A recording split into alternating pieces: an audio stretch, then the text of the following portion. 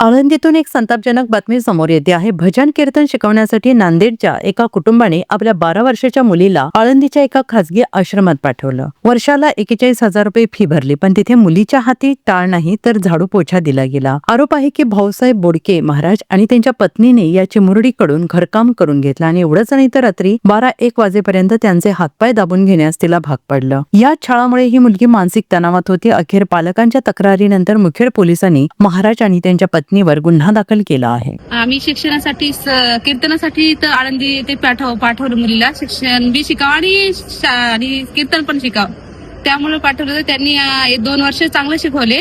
या दिवाळीपासून तिला घरातली संस्थेतली भांडे घासायला लावणं, कपडे धुवायला लावणं, फरशी साफ करायला लावणं, बाथरूम साफ करायला लावणं आणि शाळेतही पाठवून दिले नाहीत.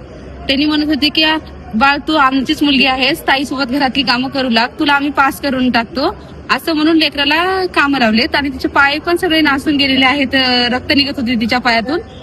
तिने आम्हाला गावाकडे 17 फेब्रुवारीला आली आणि भेटून आम्हाला हे सगळं प्रकरण सांगितली. आळंदीमध्ये ज्या काही आश्रमशाळा आहेत त्यापैकी जाहूरकर माऊली वारकरी शिक्षण संस्थेच्या अंतर्गत त्या ठिकाणी वारकरी संप्रदायाचे शिक्षण घेण्याकरता आई वडील मोठ्या आशेनं त्या ठिकाणी विद्यार्थ्यांना दाखल करत असतात.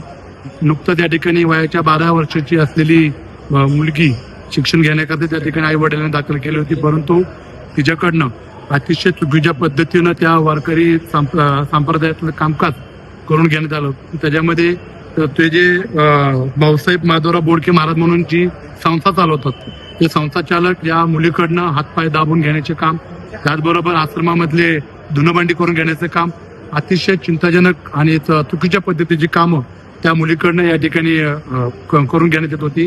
मी या माध्यमातून या सरकारला विनंती करतो, पोलीस प्रशासनाला विनंती करतो की अशा पद्धतीच्या चुकीच्या पद्धतीने ज्या वारकरी संस्था आळंदीमध्ये या ठिकाणी चालू आहेत त्यांच्यावरती कडक अशी कायदेशीर कारवाई करून त्यांच्यावरती तातडीने कडक कारवाई करणं अपेक्षित आहे. अशा प्रकारची मागणी या राज्य सरकारकडे मी या ठिकाणी करत आहे.